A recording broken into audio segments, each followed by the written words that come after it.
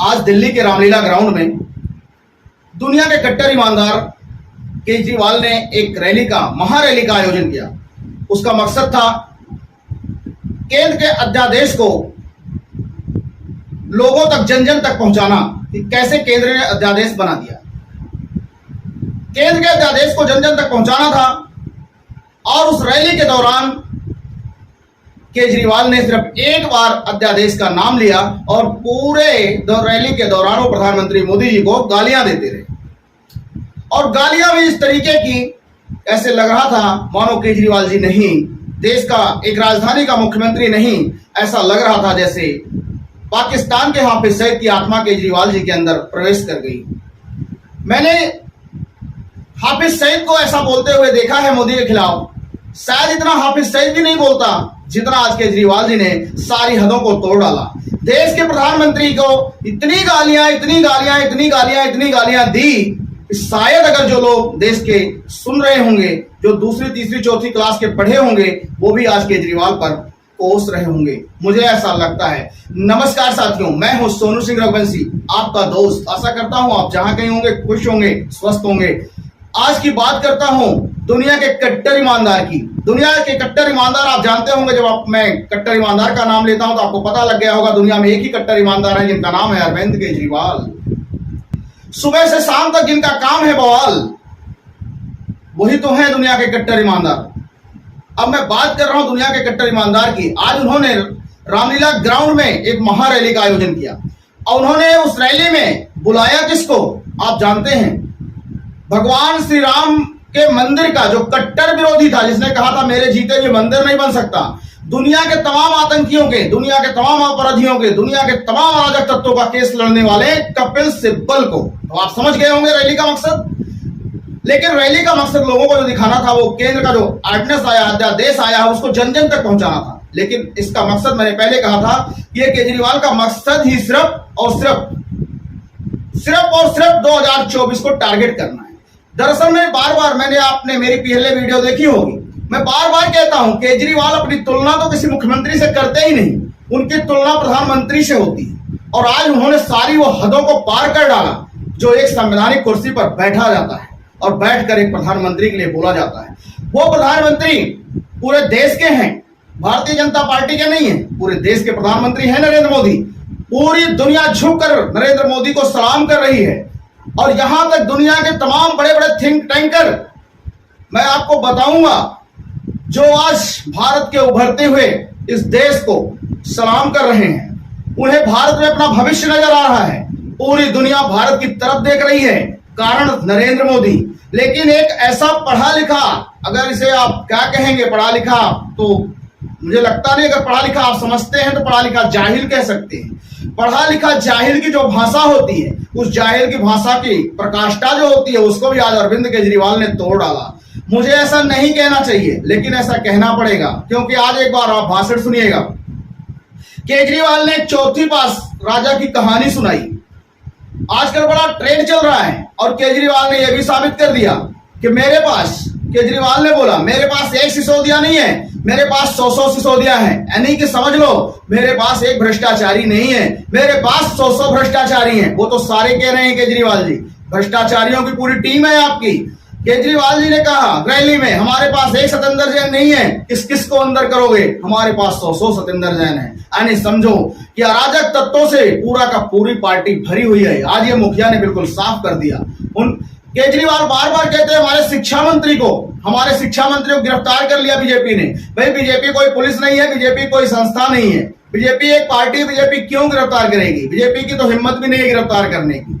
और रही बात, शिक्षा मंत्री को गिरफ्तार पुलिस और ईडी ने नहीं किया है, शराब मंत्री, शराब के दलाल को गिरफ्तार किया है। दलाली का आरोप है, रिश्वतखोरी का आरोप है। केजरीवाल जी कब समझोगे? आप पढ़े लिखे हो कहते हो, लेकिन पढ़े लिखे जाहिलों वाली हरकतें क्यों करते हो? ये मैं सिर्फ इतना जानना चाहता हूं दोस्तों। बहुत लंबी केजरीवाल ने जो रैली करी, उसमें एक कहानी सुनाई, जो एक राष्ट्रवादी होने के नाते, एक देश का नागरिक होने के नाते, अगर आप देश को, इस समय जो देश की हालत है, हजारों सालों बाद वो जो युग चल रहा है, जो समय चल रहा है, इसमें आप देख रहे होंगे किसी पार्टी और जातिवाद का नाम हटा दिया जाए, एक नागरिक बनके एक सच्चे सिपाही बन के देश का सोचो तो आज हमारा देश जिस बुलंदियों पे जा रहा है हमें गर्व होता है। तो जो कहानी चौथी पास राजा की सुनाई है केजरीवाल ने, वैसी ही एक कहानी मैं आपको सुनाता हूं, एक छोटी सी कहानी। और उस कहानी को केजरीवाल ने जो कहानी सुनाई है उस कहानी का कोई सिर पैर नहीं है, लेकिन जो मैं कहानी आपको सुनाने जा रहा हूं, बने रहिए, एक ऐसी कहानी आपको सुनाता हूं, आप याद करेंगे।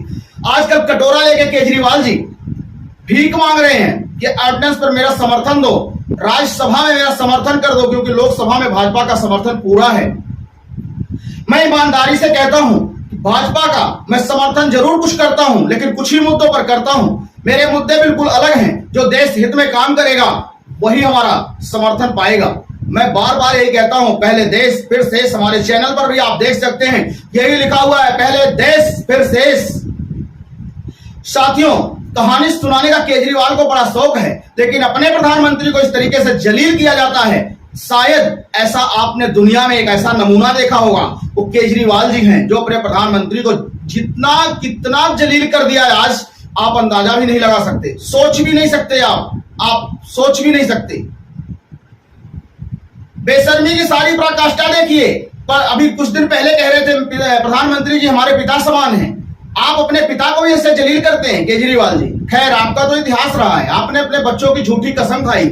जिसने आपको मौका दिया उसको आपने छका दिया, आपने कुमार विश्वास के पीछे टिका दिया, आपने प्रशांत भूषण को टिका दिया, शशि भूषण को टिका दिया, आपने पत्रकार आशुतोष जी को भी टिका दिया। आपने किसको छोड़ा?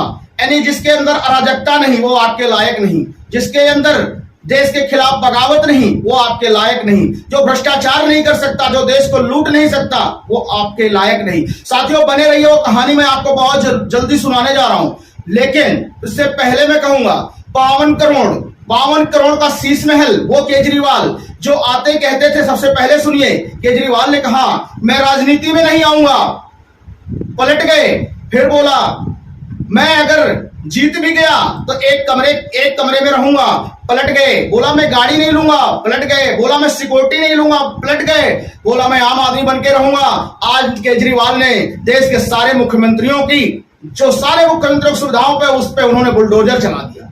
आज वो सारे मुख्यमंत्रियों के आलीशान बंगले में रह रहे हैं, 52 करोड़ का बंगला बना डाला, और जो जिस पे बैठते हो आप फ्रेश होने के लिए, उसकी जो सीट लगवाई है, पता है उसकी जो सीट लगाई है दोस्तों, 3 लाख रुपए की वो सीट है। 3 लाख रुपए की, रिमोट से चलती है, पानी गर्म ठंडा होता है, वातानुकूलित में बैठते हैं, एलसीडी से लेके एसी तक लैस है। ये कहने के लिए आम आदमी है। आप देखते होंगे एक शर्ट है केजरीवाल के पास, दिखाने के लिए एक शर्ट पहन करके वो हर जगह जाते हैं, लेकिन खाना जो खाते हैं वो चांदी की थाली और चांदी के चम्मच और चांदी के गिलास से पानी पीते हैं। वो है हमारे केजरीवाल साहब। अगर दुनिया में, पूरी दुनिया में झूठों की कहीं पराकाष्ठा आप देख लो, मुझे लगता है केजरीवाल से बड़ा कहीं मिलेगा ही नहीं। इतिहास के पन्नों में अगर झूठों की लिस्ट खंगाली जाएगी, मैं यकीन दावे के साथ कहता हूं पहला नंबर केजरीवाल का आएगा। आज केजरीवाल के पास 200 से ज्यादा पुलिस वालों की संख्या है, 100 गाड़ियों के काफिले में चल रहे हैं। आप सोचिए कोई आम आदमी ऐसा करता है क्या? किस तरीके से आम आदमियों को छल लिया, और जब ये आम आदमी ने सुना तो पैर के नीचे आम आदमी की जमीन खिसक गई। आम आदमी केजरीवाल को दौड़ा रहा है, लेकिन केजरीवाल की सच्चाई यही है कि वो केजरीवाल आजकल सपना देख रहे हैं। मुंगेरी लाल के हसीन सपने आपने सुने होंगे, वही सपना केजरीवाल देख रहे हैं। उन्हें लग रहा है जिस तरीके से दिल्ली में लोग उनकी झांसे में आ गए, उनकी बातों में आ गए, पूरे देश में उनकी बातों में आ जाएंगे। आपने एक भी उनका सांसद पार्लियामेंट में नहीं था, लेकिन वो प्रधानमंत्री के सपने देख रहे हैं। दिल्ली के अंदर एक बेटी को चाकू मार के विसावट डेयरी में हत्या कर दी गई। वहां पर केजरीवाल जो हाथरस पर कैंडल मार्च निकाल रहे थे, जंतर मंतर पर कई दिनों तक धरना दिया, मोदी को गालियां दी, वो केजरीवाल शांति से बैठे हैं, क्योंकि मारने वाला केजरीवाल का वोटर और सपोर्टर और उनका रिश्तेदार जो ठहरा। आप अगर वो किसी समुदाय विशेष के खिलाफ, जैसे ही कहीं पे बलात्कार, हत्या या अपराध होता है, केजरीवाल के गुर्गे सबसे पहले खबर देते हैं कि वो कौन सी जाति का है, वहां जाना चाहिए कि नहीं जाना चाहिए, वहां वोट मिलेगा कि नहीं मिलेगा। मतलब नेताओं को सारी पराकाष्ठा केजरीवाल ने जो, मतलब नेताओं की जो आपने सुना होगा, जो जिसे कहते हैं सबसे गंदी राजनीति होती है, उस गंदीपन को सब कुछ केजरीवाल जी ध्वस्त कर चुके हैं।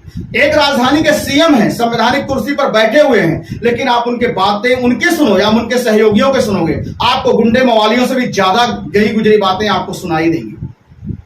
वो कहानी में सुनाने जा रहा हूं। केजरीवाल ने जो मोदी जी के नाम पर चौथी पास राजा की कहानी सुनाई है, अब मैं आपको कहानी भी सुना देता हूं। आप सुनिए। आज केजरीवाल, मैं आपसे कह रहा था कि कटोरा ले लेके जो केजरीवाल कहते थे पूरे की पूरी पार्लियामेंट के सांसद चोर, सारे नेता चोर हैं, एक अकेला मैं ही समझदार हूं, एक अकेला मैं ही ईमानदार हूं, एक अकेला मैं ही देशभक्त हूं और कुछ नहीं।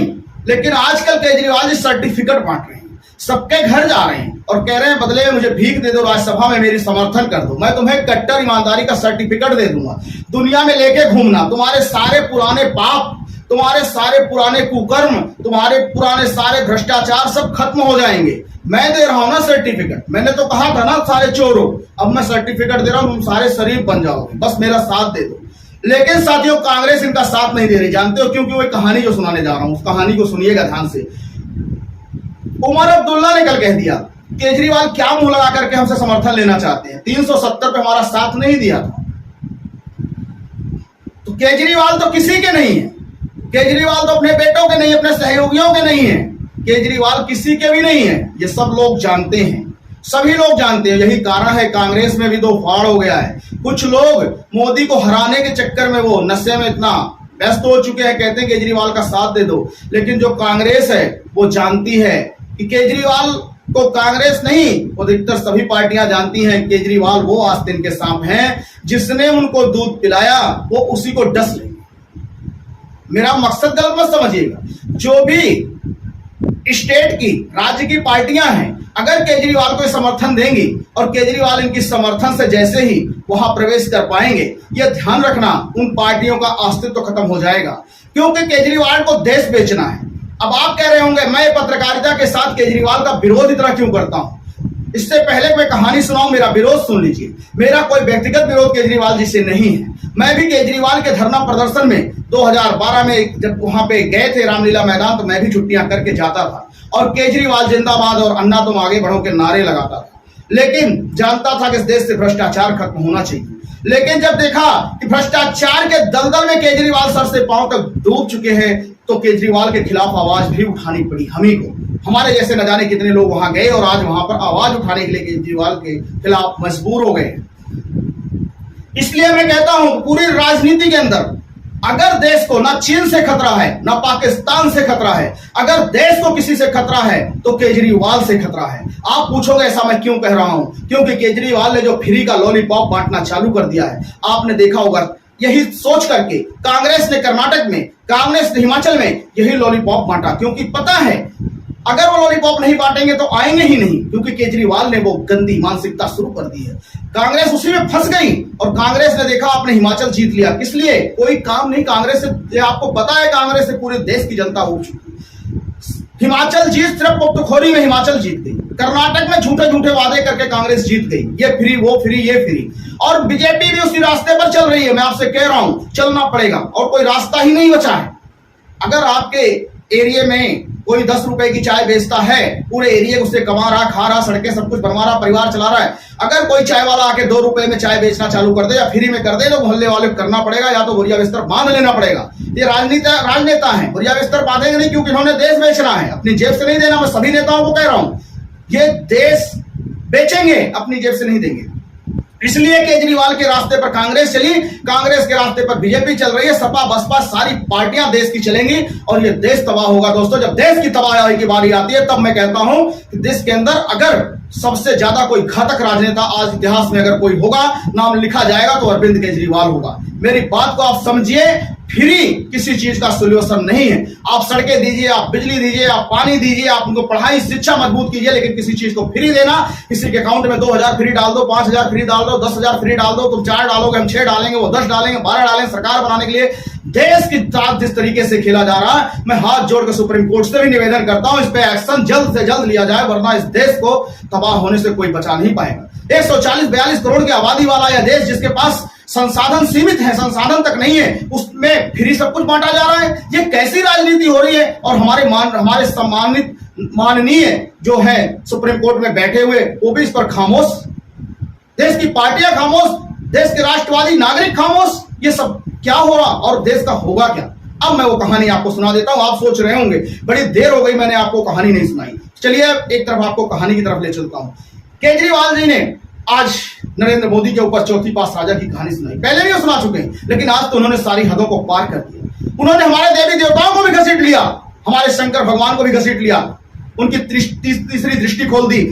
केजरीवाल जी, मैं सिर्फ इतना कहना चाहता हूं एक जिम्मेदार नागरिक होने के नाते, कि अगर हमारे आराध्य भगवान श्री कृष्ण या भगवान श्री शंकर ने तीसरी आंख खोली तो आप जैसे भस्म हो जाओगे। आप जैसे लोगों का कोई अस्तित्व ही नहीं बचेगा, क्योंकि आप लोग दूसरी मानसिकता के लोग हो, दूसरे प्रलोक के लोग हो, दूसरे लोग के लोग हो। अगर शंकर जी ने तीसरी आंखें खोली, आप तत्काल भस्म हो जाएंगे। केजरीवाल जी, बचेंगे ही नहीं आप समझ लेना, जिस दिन आप भस्म हो गए उस दिन शंकर जी ने तीसरी आंखें खोल दी। हमारे आराध्य देवी देवताओं पर आप कमेंट मत कीजिए। आप मुगलों के खिलाफ कुछ नहीं बोलते, उनके आक्रांताओं के खिलाफ कुछ नहीं बोलते, आतंकवादियों के खिलाफ कुछ नहीं बोलते, नक्सलवादियों के खिलाफ कुछ नहीं बोलते। आप जब भी मुंह खोलते हो हिंदू देवी देवताओं को अपमानित करते हो। आपने कश्मीर फाइल्स पे आवाज उठाई, आपने केरला फाइल्स को आवाज उठाई, आपने राम मंदिर में रोड़ा डाला, आपने कहां कहां छोड़ा है किसको? हिंदुओं को आपने गुंडा नहीं कहा, क्या क्या नहीं कहा है आपने।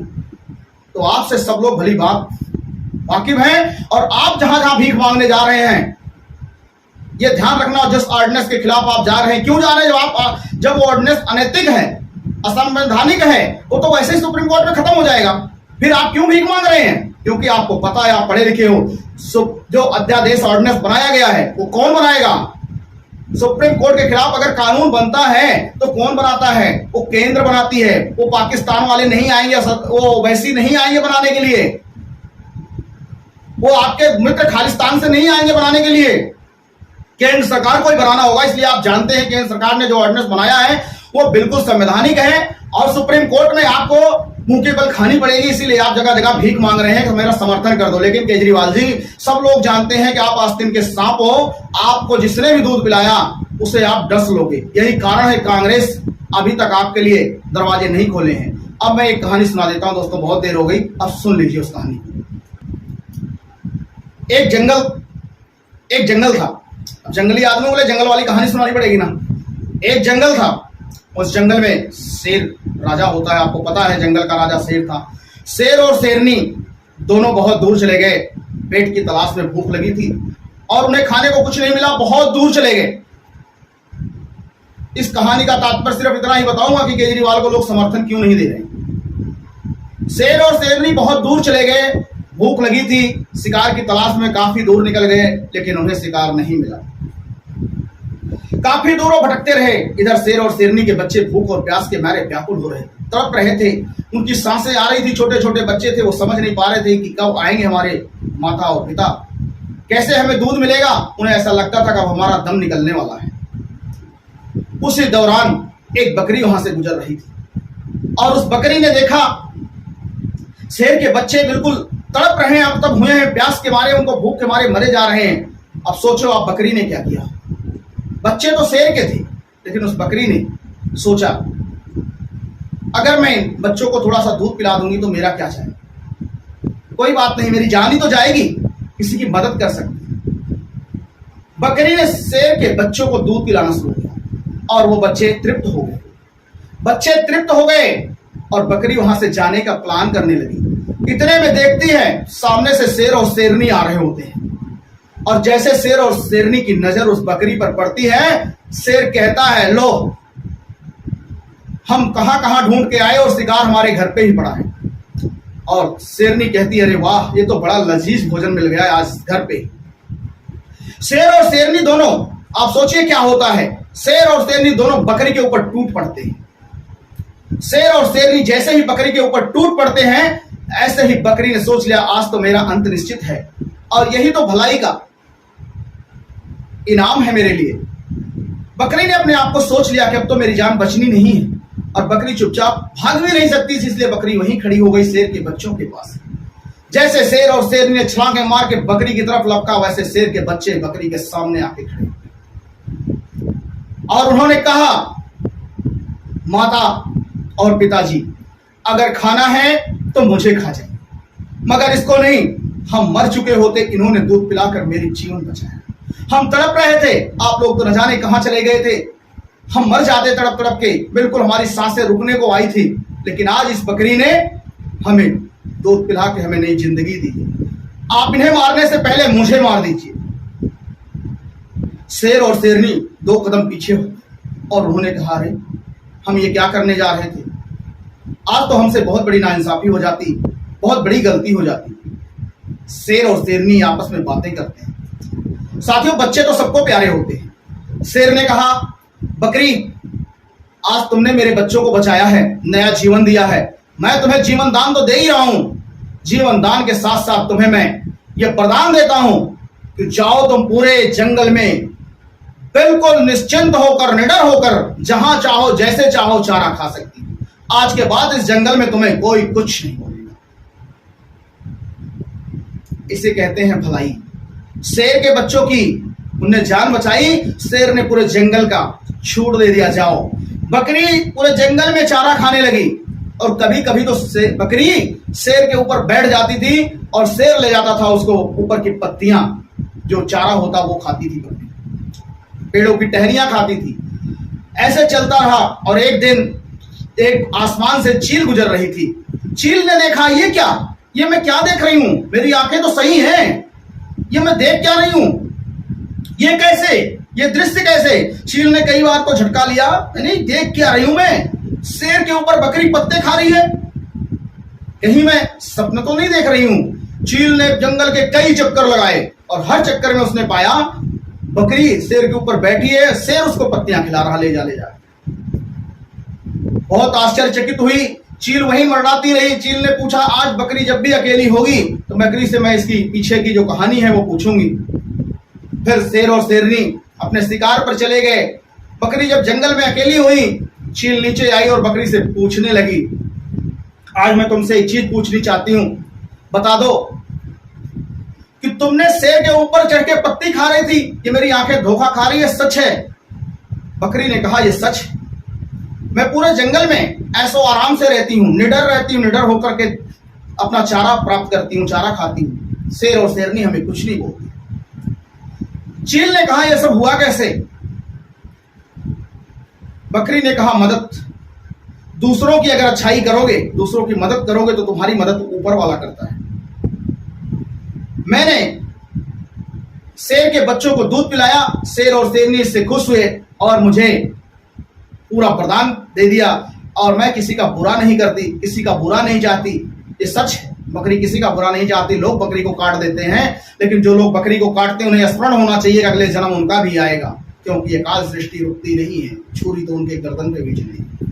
बकरी ने कहा, इसलिए मैं निडर हूं। चील ने सोचा, मैंने तो बड़े पाप किए, मैंने तो बड़े पाप किए, ऐसा पूर्ण, ऐसा निडर, ऐसा अभय वरदान मैं कैसे पाऊंगी। चील ने प्रण किया, आज के बाद मैं किसी को नहीं सताऊंगी और ना ही कोई ऐसा काम करूंगी कि जिससे मेरे द्वारा कोई पाप। चील ने तय कर लिया और चील उड़ रही थी। उसने देखा कि एक बिल में किसान ट्यूबवेल चला रहा था और ट्यूबवेल का पानी उस बिल में जा रहा था और चूहे के बच्चे ठंड के मारे, ठंड का मौसम था और कांप रहे थे, बहुत ज्यादा कांप रहे थे, वो मरने को हो रहे थे। चील ने सोचा, आज मौका बढ़िया है मदद करने का, क्यों ना इन चूहे को, बच्चे को बचा लिया जाए। साथियों कहानी बड़ी इंटरेस्टिंग है, सुनिएगा। क्यों ना उस चूहे के बच्चों को बचा लिया जाए। चील ने ठंड में उन तड़पते, सुकुड़ते, गुड़गुड़ाते बच्चों को अपने पंखों के नीचे, जो बच्चे थे चूहे के बच्चे, आपको पता 8-10 होते हैं, उन्हें 8-10 बच्चों को पंख फैलाया और उसके नीचे बिठा लिया और चूहे के बच्चों को चील बचाने लगी। गर्मी देने लगी, शायद ये बच्चे बच जाएंगे। काफी देर तक चील उनको लेकर बैठी रही। जब चूहे को, बच्चों को थोड़ी गर्माहट मिली, चील ने सोचा, अब तो ये बच्चे गर्म हो गए, दूसरे बिल में जा सकते हैं, अब मैं चलती हूं अपने चारे की तलाश में, आज मैं इन्हें नहीं खाऊंगी। लेकिन जैसे ही चील ने उड़ने के लिए पंख फैलाया, आप यकीन नहीं मानेंगे हुआ क्या। चील के पास पंख ही नहीं बचे थे, उन चूहे के बच्चों ने पंख को कतर डाला। अब आप मेरी कहानी का मकसद समझिए। मदद तो बकरी ने भी की और वो जंगल की रानी बन गई, और मदद चील ने भी की, अपनी पंख गंवा बैठी, उड़ने के लायक ही नहीं बची। सारे पंख को चूहों ने कुतर डाला धीरे धीरे बच्चों ने उनके। इसलिए आप जब मदद करें किसी, तो ये सोच कर करें कि मदद करने के लायक है या नहीं, वरना वही हाल होगा जो हाल कुमार विश्वास का हुआ, वही हाल हुआ जो प्रशांत भूषण का हुआ, वही हाल होगा जो आशुतोष का हुआ, वही हाल होगा जो कपिल मिश्रा का हुआ। तो आप इस चीज ध्यान रखिए। और यही कारण है, इस कहानी को अच्छी तरह देश की पार्टियां जानती हैं, कांग्रेस जानती है, यही कारण है कि केजरीवाल को कोई समर्थन देने को तैयार नहीं है, क्योंकि केजरीवाल वही चूहे के बच्चे हैं। उसका पंख उसने कतर दिया था, ये सब कुछ खत्म कर देंगे, पूरा कैरियर चौपट कर देंगे। इस आदमी के पास, जो आदमी अपने बच्चों का नहीं है, आप सोचिए उस आदमी किसका हो सकता है। मैं आज मजबूरन मुझे ऐसा बनाना पड़ा, न्यूज की जगह मुझे ये कहना पड़ा आज, लेकिन जिस तरीके से अपने प्रदेश के प्रधानमंत्री को केजरीवाल ने शब्दों की वर्षा कर दी, 2024 का टारगेट उन्हें लग रहा है 2024 में मैं ही प्रधानमंत्री बनूंगा। उन्हें ऐसा लगने लगा है कि 2024 का प्रधानमंत्री मैं खुद बनूंगा। देश की जनता समझ रही है, देख रही है। केजरीवाल जी आम आदमी बनकर आए थे, आज केजरीवाल जी 52 करोड़ के शीश महल में रह रहे हैं। आम आदमी 300 के पर्दे नहीं लगा सकता, 300 के, लेकिन केजरीवाल के घर में 8-8, 10-10 लाख के पर्दे लगे हैं। सोचिए वो पर्दों में क्या होगा। सोचिए हिंदुस्तान में किस चीज की कमी थी। वियतनाम से मार्बल लाके लगवाते हैं, ये कहते हैं आम आदमी। और मैं ये भी जानना चाहता हूं कि जो ये आम आदमी कहते हैं, जो लोग इनको आम आदमी, इतना सब कुछ होने के बाद भी अगर ये लोग आम आदमी मानते हैं, तो आपको क्या समझा जाए, क्या समझा जाए इन लोगों को। ये पढ़े लिखे हो सकते हैं, ये देश के भविष्य के बारे में चिंता कर सकते हैं। इतना सब कुछ होने के बाद केजरीवाल का समर्थन जो लोग करते हैं, अगर उन पे आप विश्वास करेंगे तो ये लोग देश के कौन से लोग हैं आप समझ सकते हैं। इन्हें अगर फ्री की लालच दे दो, ये पाकिस्तान को भी अपना वोट दे आएंगे। ये वो लोग हैं, ध्यान रखना। जरूरत पड़ने पर ये पाकिस्तान, अफगानिस्तान, बांग्लादेश को भी अपना वोट, अपना सब कुछ दे आएंगे। बस इन्हें फ्री की कुछ मिलना चाहिए। ये कदाप देश के लिए चिंतित नहीं है। बस साथियों, किसी और वीडियो के साथ मिलते हैं। जब तक के लिए जय हिंद, जय भारत। बोलना इसलिए जरूरी था, देश का एक जिम्मेदार नागरिक होने के नाते ये बोलना भी बहुत जरूरी है, जब देश के प्रधानमंत्री के खिलाफ संवैधानिक कुर्सी पर बैठा हुआ कोई इस तरीके से बातें कर रहा है। जय हिंद, जय भारत।